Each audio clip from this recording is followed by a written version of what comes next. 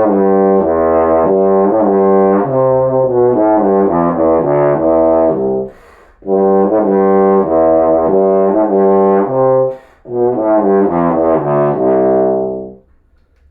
YouTube, welcome back.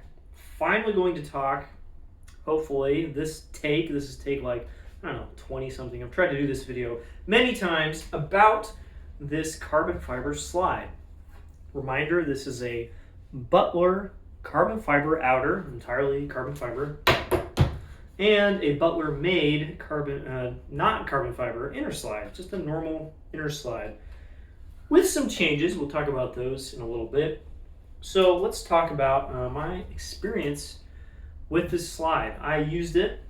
I think I got it in the mail right before something, and then I straight up and just took it to work and used it for like 6 days in a row, and have a lot of thoughts about it. Got to play it outside a bunch. Also did some duets and stuff inside with friends. So not entirely outside playing, but that's the majority of it. Let's talk about the good things first. So first of all, carbon fiber looks super cool. It's very light and it's very durable. You can just whack this on stuff and it will not break because it is carbon fiber. Very light, very strong, not flexible, and it looks pretty neat too. It's got that carbon fiber weave going on. Can't really see that on camera, I'm sure. So that's really cool. And of course, lightness. Always a good thing. Add lightness. For us bass trombonists especially, having lighter stuff on an instrument, always going to be a good thing as long as it sounds good. And then of course having a lighter thing that moves is even better. So this is a lighter thing that moves. That should be a great thing. Full disclosure, I used this with really bad action for most of the time that I played it because the inner slide was completely out of alignment. And even though this outer is aligned and it will not get out of alignment until it gets run over by a car, the inner slide still has to be in alignment. So now I have it fixed. It does have much better action. It's not glass smooth. It does not feel amazing. It's all right. And especially with the lightness, even when it had awful action, it was totally playable. Just a little less fun because it would be really gummy and sticky around third and fourth position. And of course, this is like a P-bone.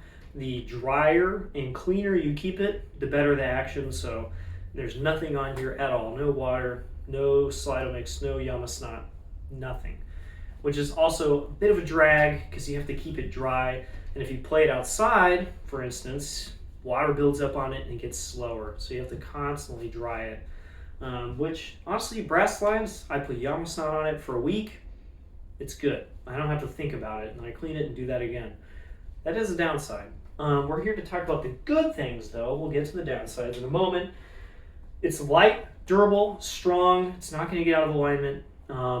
Playing-wise, response is immediate. It's very, very fast. I think, in general, lighter slides have faster response, and this is about as light as it gets. So it has faster response than the average light slide you might think. And that goes for kind of every range. It's not just the ranges you might think, maybe.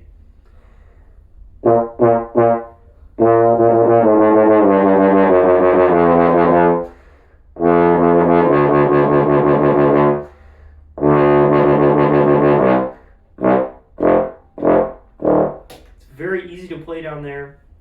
Very nice, easy, light articulations. It's easy to smack those too. You don't have to always be light and have a light touch. You can still just give those the goose.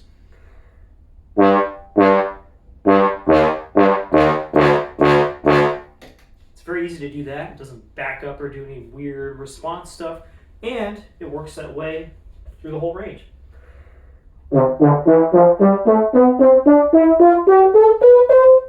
With a flat G, my bad. Anyway, the high range is very good. It's very easy and nice, and you can just put the nice easy front on it. I'm used to big dual bore slides, and of course, take a little more thought to get the kind of nice quick attack. This one really does not take that much thought. And it also lets you play with a solid amount of air. It doesn't try and do weird things if you just play loud. The sound will get a nice color to it. It doesn't just kind of get hollow and strange when you play loud. It really gets a nice zing. It plays very well with small tenor trombones. It matches that kind of tone color without just being super broad, like maybe the dual bore that this came with would sound like. Like I said, the sound is pretty good. You've just heard it a little bit.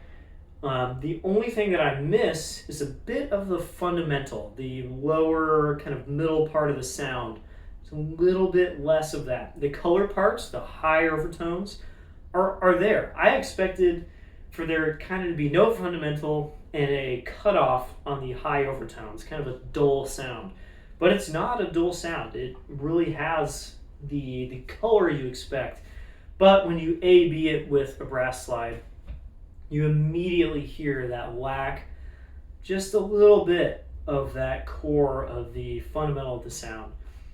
That's a trade-off you make, and I think that would be a trade-off with a super light brass slide as well. It's probably not just the carbon fiber. Those of you with like Bach LT50 slides, you know, the average one of those, also missing some of that fundamental. So probably not a carbon fiber thing, but this is very light, so that's the trade-off. Other positives, I'm trying to think here. Like I said, easy to play. Oh, it's very open down low. The average single bore slide I find, and I'm actually selling one of mine because this one ruined it for me, does not play this well down low in my experience.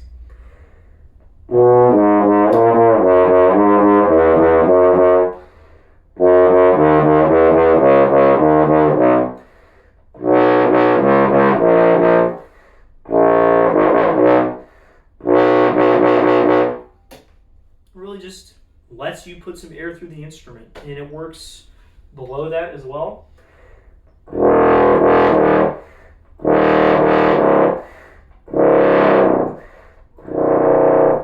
I haven't played it in a few days, so it feels kind of strange, but that range really does work, and you can get some nice in the sound on those notes. Like I said, less fundamental, but it still plays down there.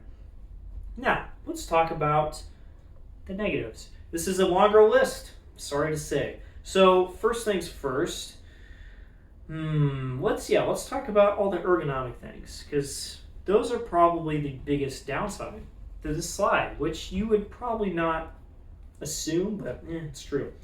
So first things first, this spit valve is quite possibly the worst spit valve I've ever used. It's on the very end of the slide, and it's only got this tiny little lever.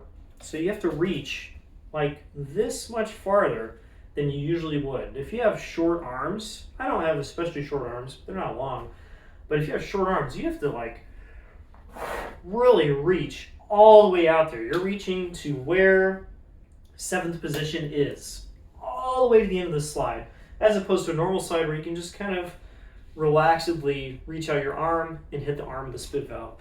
And it's on the bottom of the slide, in plane with the slide, so you have to hold your horn at the exact right angle, put your arm all the way out, and then it only has this tiny bit of throw. Like, it's hard to even show that on camera. And so it just sprays out a fan of spit in like the circle around you, including back in your direction. It's awful. It's the worst spit valve I've ever used. I think an Amato water key, just little buttons, that's probably worse, but I've never had one of those. Oh no, I have had one of those on a slide. It was bad.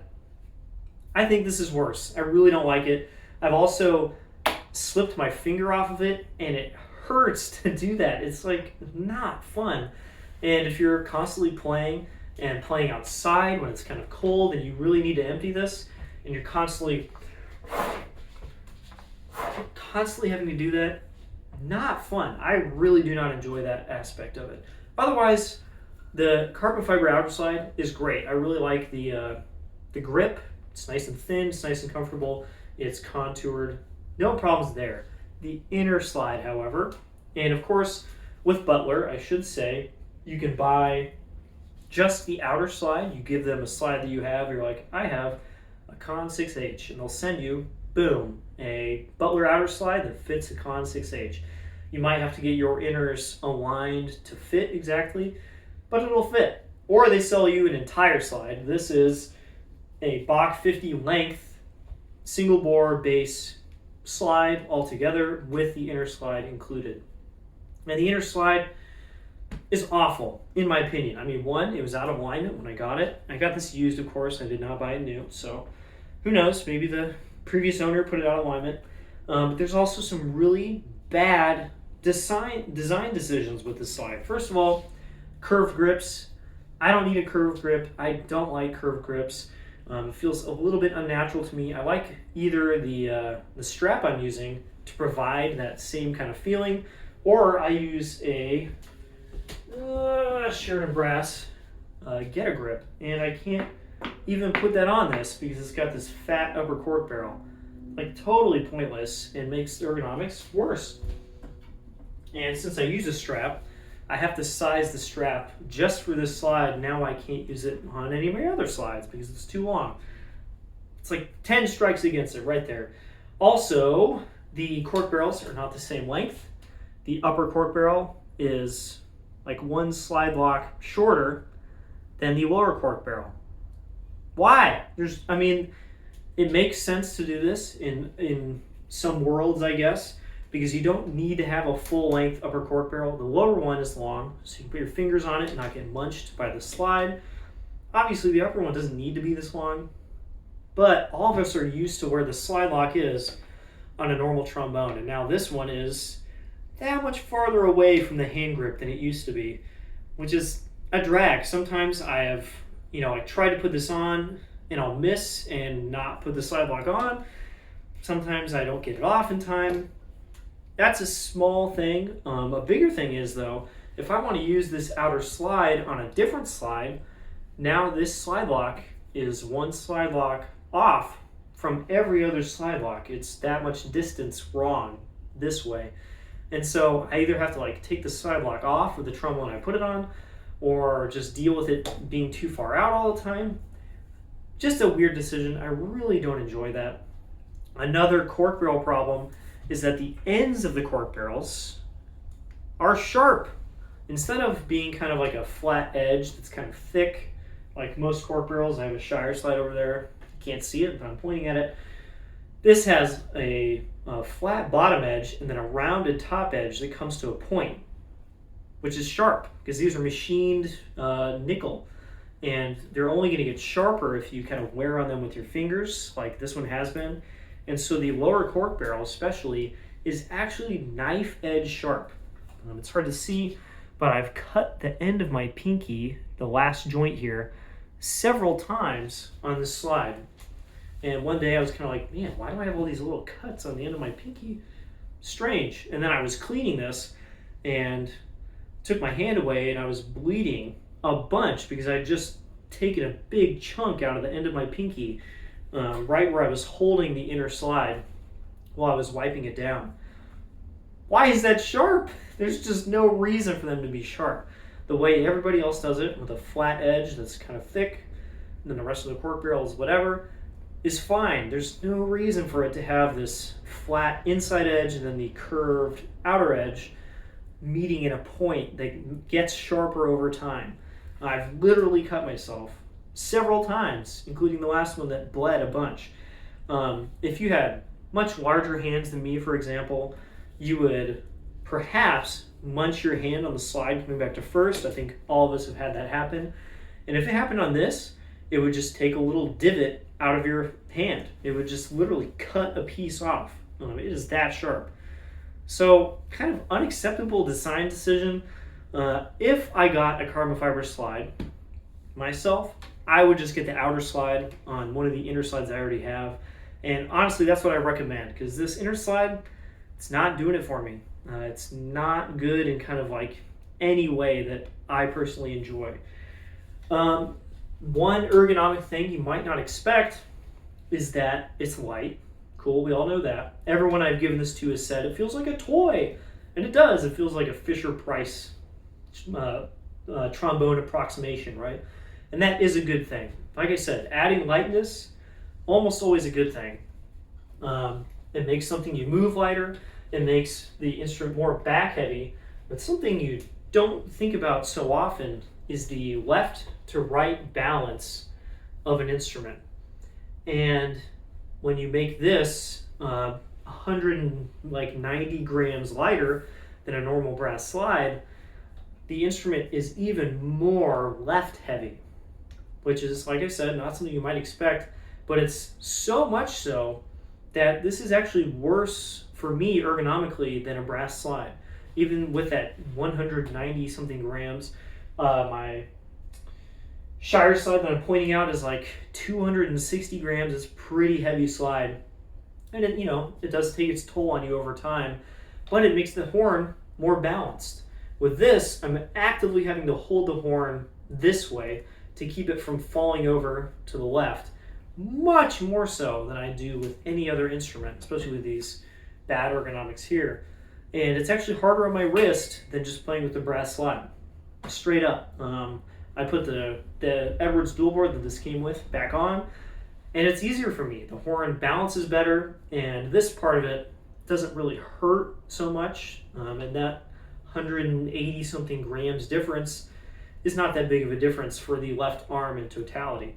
But that difference in balance is way worse on my wrist. So maybe with a carbon fiber bell, maybe with a super light bell section, it would be better. I really don't know. And that was kind of a big letdown because I wanted to use it because it's lighter. I have to hold up a horn a lot at work. It seems like it would make sense, but the ergonomics are actually the opposite of what you would assume. At least for me, it was worse than using a brass slide. Let me think. Is there anything else? No, I think that about wraps it up. Oh, no. One more thing. So something I'm used to with dual bore slides is pretty wide slots. That's just kind of how they work. They open up the slots, so you have more room to blow. And there's negative sides to that, positive sides to that. This also has strangely wide slots, especially the third partial. All the partials are like this, but especially the third partial has a lot of room to go up, which is the dangerous way.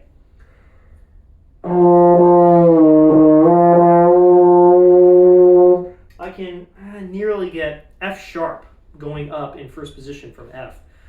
I was having a lot of problems kind of like centering stuff in the third partial, and I was just like, why am I having this problem? On my other stuff, it just doesn't come up that often, but I would play loud and it would go, whoa, and I'd have to like kind of hold it down. The wide partials, not an especially good thing. I actually played this with Edwards 2 and Edwards 2 lead pipe for a while, and it was even wider that way and even harder to like bring it down to the center. I have a Bach 50 lead pipe in here now, which is better. It's a little bit smaller, kind of just dials things in, and it feels pretty good with this, but still not entirely centered. All my other slides are better in that regard than this one. So if you're looking for something that just kind of like helps you, I'm not sure this would be the thing. It's kind of like an amplifier of bad things. If you do things right, it's great. If you do things wrong, it sounds really bad. So again, I would say that's probably a negative. It's not exactly a positive. I think I'll wrap it up there. My conclusion would be it's pretty good, but not really better at anything than my other slides except fast response, I guess. And honestly, I don't know if I need that aspect of it so much. I'm still going to give it a chance. I want to play it inside with people, maybe with a bunch of trombones, maybe with a big band or something, to see if it fits into that setting, gets the right sound, gets the right response. Until then, I'll keep it. But right now, I'm kind of thinking I don't really need it because my brass slides fit the niche, and this doesn't really offer anything that I exactly need. So, very interesting. I'd kind of like to get like a carbon fiber bell someday, or maybe an outer for one of my slides. Hopefully this informs you as to the carbon fiber thing. It's pretty good, but I'll see you guys next time.